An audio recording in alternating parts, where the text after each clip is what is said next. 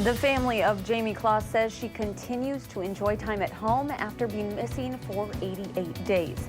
And last summer's flooding is still impacting our communities. How an organization is helping people emotionally recover.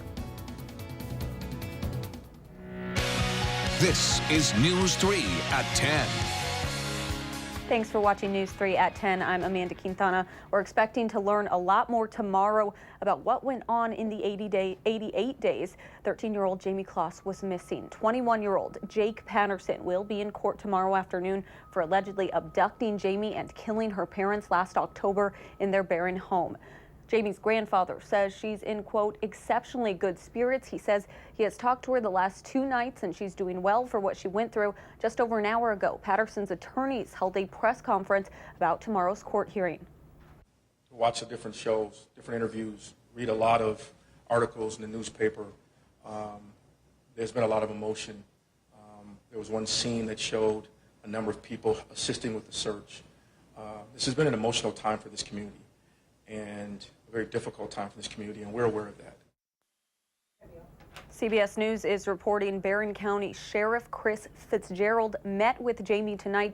CBS This Morning will be talking to the sheriff tomorrow morning about that. Gail King is also sitting down with Jamie's family. We've all been wearing Jamie bracelets, you know, the green. Jamie home, and we all took them off and threw them in the kitchen. It was like, we've got her. We don't have to wear our bracelets, and it's just, you just feel lighter. You just feel so unbelievable. Tell us how you each heard that. You can see the full interview tomorrow morning at 7 o'clock. We will also have live coverage of that court appearance at 3:30 tomorrow here on WISC-TV and online on Channel 3000. While legislators and the president continue discussions to reopen the government in Washington, D.C., federal workers just wait. Our Amy Reed talked with one researcher whose projects sit on his desk until the government opens again. Amy? Yeah, since this started, the worries of government researchers have compounded. First, they were wondering what would happen to their studies, and now they're wondering where they'll get the money to buy food. For 23 days, Madison's federal-level research has been on lockdown. No one from the USDA Forest Products Laboratory allowed in. Not even to take a phone call. Hello, you've reached the office of Carl Hauptman, the USDA Forest Products Laboratory. Due to a lapse in funding, our laboratory is closed. Instead, those researchers like Carl Hauptman stay home. It's been a little bit strange, I'm going a little stir crazy, but I'm coming up with things to do, work around the house and things. With the Sunday Sudoku, he's working on problems simpler than the ones he's missing at work. But he worries about the larger problems that lie ahead, like what happens if the paycheck he'll miss tomorrow isn't the last one that's skipped. We're not hungry yet, but if it goes on much longer, it's going to be hard to make ends meet. Food banks in Madison said they're ready to take on a greater need if it comes to that, and Hauptman says it has. There are folks that are starting to, having to go to food banks. I know that there are some members who are trying to get in unemployment insurance, but there's a whole nightmare because because the government is closed, they can't get the paperwork that they need to prove that they're unemployed. It's really kind of a mess. Hauptman says the shutdown is a political stunt, and he's still not to the point that he wants to see the wall funded to get back to work. But he said he does wish someone at the federal level would show empathy for people like him. It feels like neither party and then on the federal level really even cares about federal employees and the impact that we have. And until that happens, there's at least one thing he says he can draw from his background as a researcher. I lived as a graduate student for several years, so we've been poor before and we can be poor again.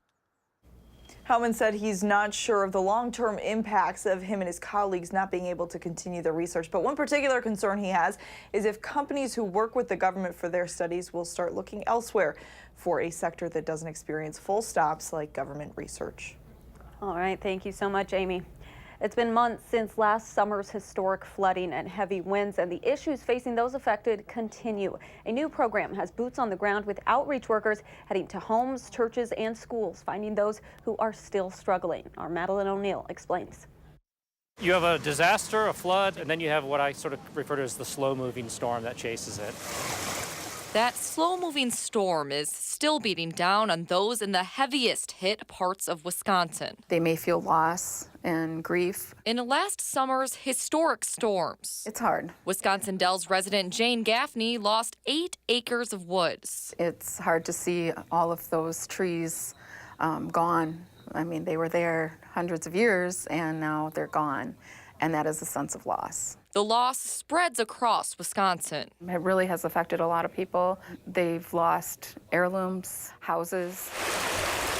The waters have receded, but clouds remain. Floods affect everyone. According to the Wisconsin Community Action Program Association, they won't clear up for a while. It taxes people emotionally, physically, materially. WISC-CAP's executive director, Brian Paul, expects the state will see increases in business failures, mortgage foreclosures, and homelessness in the years ahead. Paul says rural and poor households will face the biggest challenges in recovery. They don't have the material resources. It's hard to access credit. They don't have the income, all of the things that are necessary that make it easier for someone of means to recover. So WISC-CAP is involved with Project Recovery. It's basically a neighbor-to-neighbor approach. A program where people like Gaffney provide anything from problem solving to emotional support. It helps to have them talk to somebody and just get those feelings out. The state and federally funded project has outreach teams helping out in 9 Wisconsin counties, including Dane and Sauk, giving those still bogged down by the storms a ray of hope. We don't want them to feel like they're forgotten, that they've slipped through the cracks. Madeline O'Neill, WISC News 3. Project Recovery is led by Cooley Cap out of Westby. Dane County has 2 outreach workers. For more information on receiving help, you can call the number at the bottom of your screen. That is 844-260-7029, or head to our website, channel3000.com. Madison police are investigating 2 shootings that happened overnight. The first one on the city's east side around 9:15 last night on the 1200 block of MacArthur Road. That's across the street from Bigham Park. Officers arrived to find one man with a single gunshot wound and several shell casings. He's expected to be okay.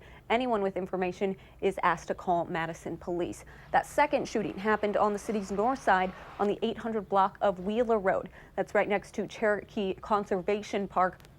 Officers say one house was hit by a bullet while people were inside. No one was injured. Again, if you have any information on either of these shootings, you are asked to call the Madison Police Department. Some might call it a coincidence. A Sheboygan County couple calls it divine intervention. Stephanie Buffamonte has their incredible story. Coming back from an evening walk back in August, Ted Knightsky collapsed right in front of his Sheboygan County home.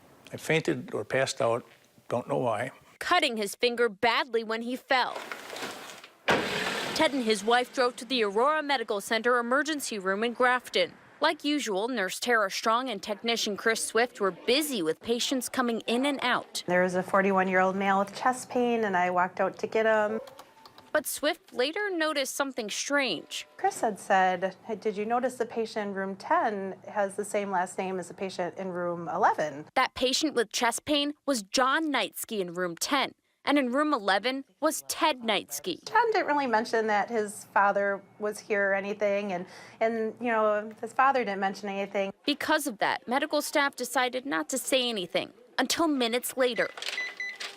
Julie and Ted could hear that something wrong was happening next door. I heard all the bells and whistles go off. Hold CPR. That's when Nurse Strong uncomfortably walked into Ted and Julie's room. Check pulse. Do you have a son named John? And I said, oh yeah, did you go to school with him? No pulse. And she said, what's his birth date? Shock advised. And I was like, I stood up. I was like, oh, you don't ask that. Julie and Ted had no idea their son was in the room right next to them. Nurse Strong explained that their son, John, was having a heart attack. Real difficult to kind of tell them what was going on just about 8 feet away from them. Ted and Julie rushed to the next room. We're gonna go ahead and charge. Where doctors and nurses were trying to revive their son, John. 3, 2, 1, everyone clear. Mother's instinct kicked in. Julie quickly went to her son's side. Oh, I was saying, you know, Mama's here. You got to come out of this, you know. We need you back. You're too important in our lives. John didn't make it. Medically, Ted still doesn't know what made him fall, but deep down, believes it was meant to happen. Everybody said, Either an angel or God pushed you down, Ted, for you to be there at the same time that he was there. What are the chances of them being in the same hospital, the same emergency department, in rooms right next to each other? Even though the Knightskys said goodbye to their son unexpectedly and too soon, they say it was divine grace. In my mind, I thought I was there when he was born, and I was there when he died. So that was a gift. So God was there for me and Ted.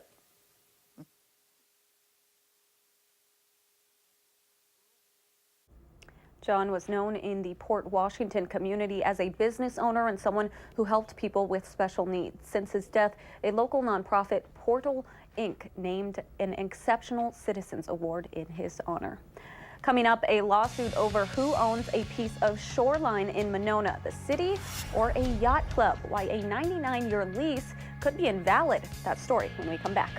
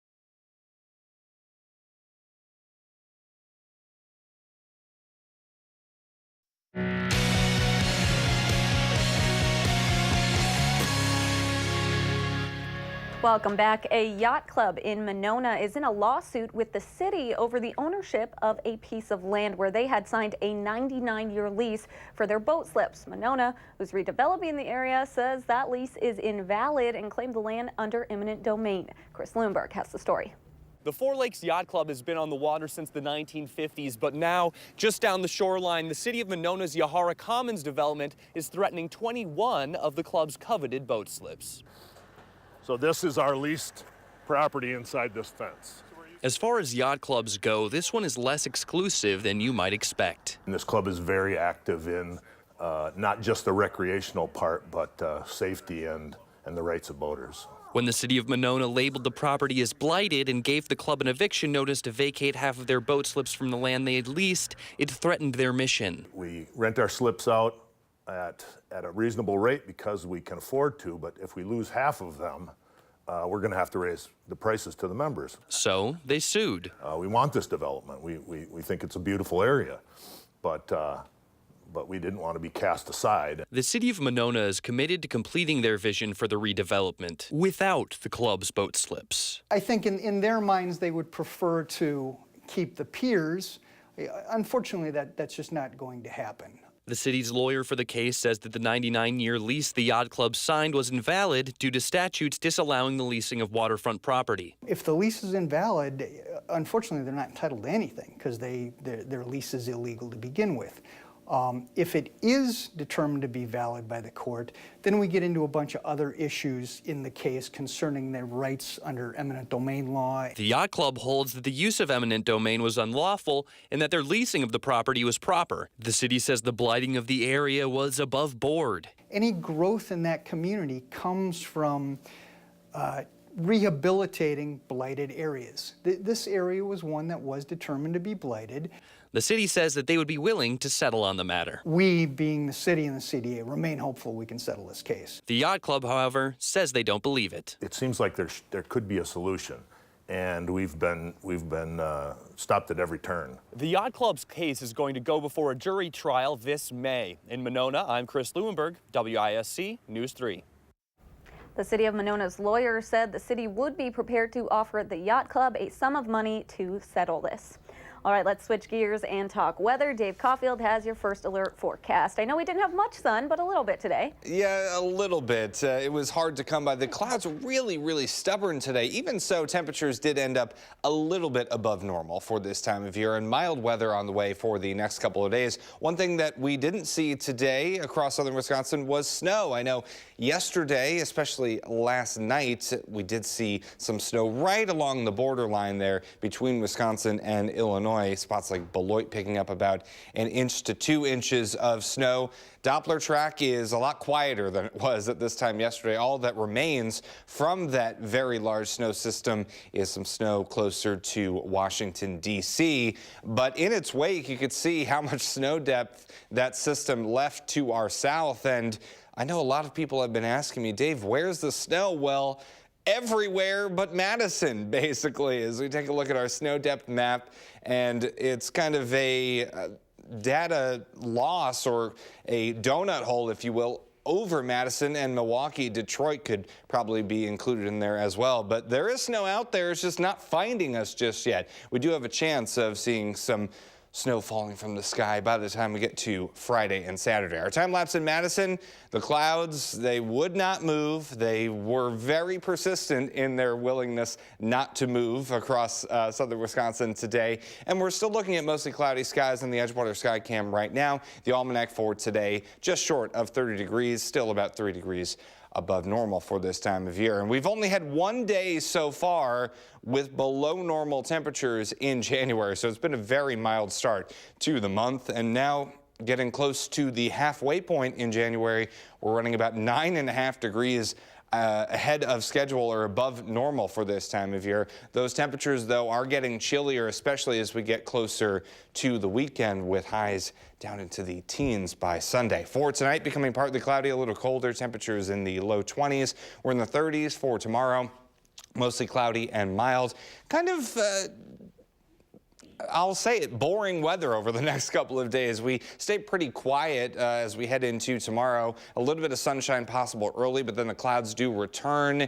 A couple of systems to our north coming through, and the clouds staying pretty stubborn on Tuesday as well, but temperatures still should remain pretty mild. Now, as we head into Friday and Saturday, there is a chance that we see a little bit of snow. The timing and the path of that system still a little bit up in the air, so stay tuned for updates.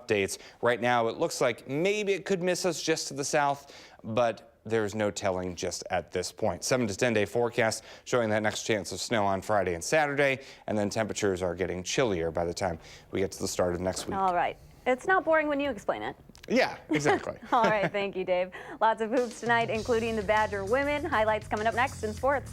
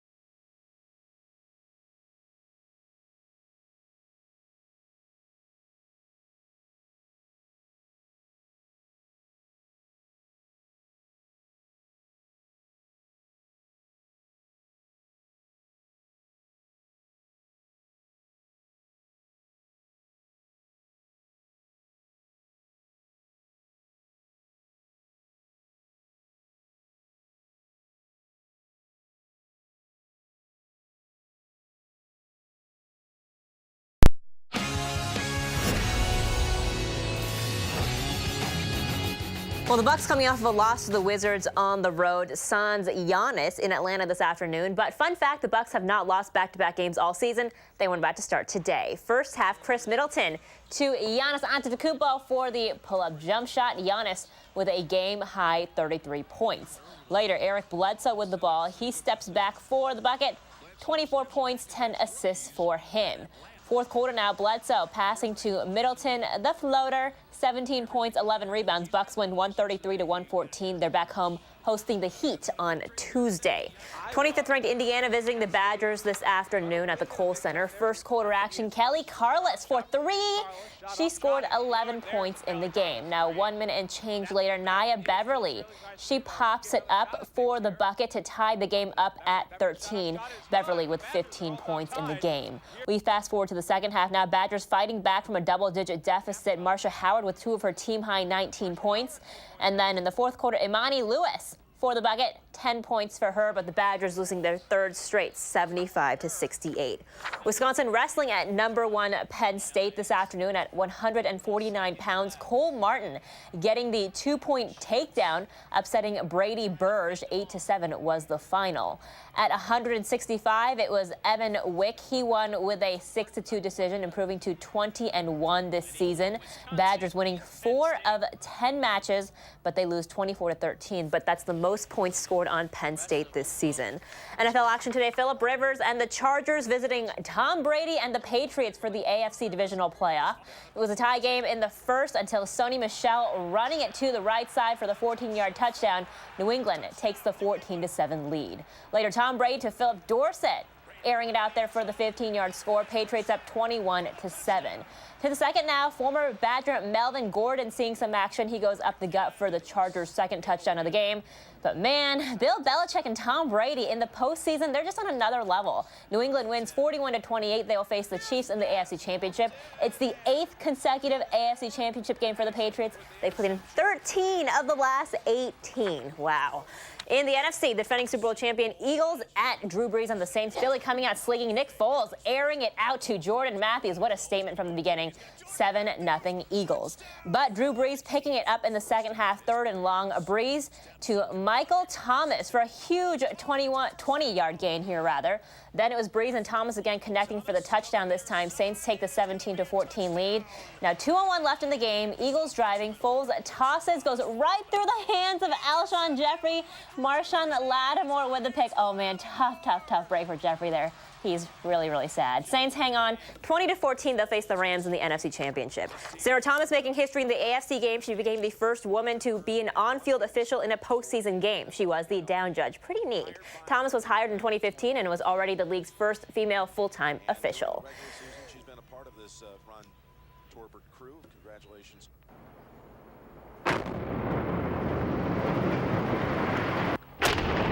And that'll do it for the Bradley Center. The roof of the historic building was blown off this morning. Crews using explosives to collapse the roof into the seating bowl, which will make it easier to clean up. Now, the Bucks got control over the 30-year-old building as part of the agreement that led to the construction of their new home at the Fiserv Forum. So what will happen to this land now? Well, it's about 7 acres and will be developed as part of Fiserv.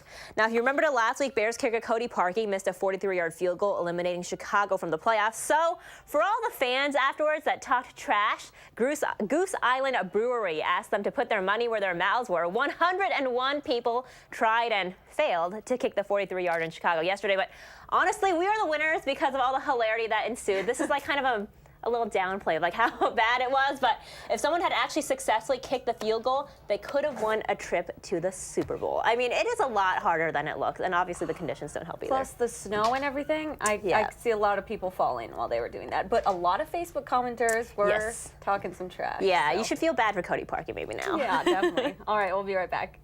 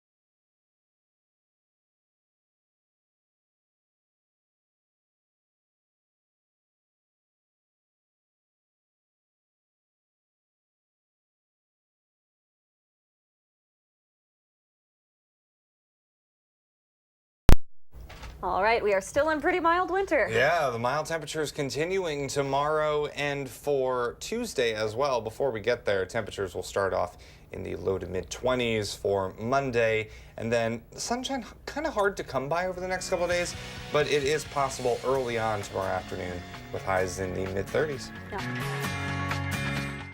Download the new Channel 3000 app and get alerted on your mobile device the minute news breaks. Wherever you go, be the first to know with Channel 3000.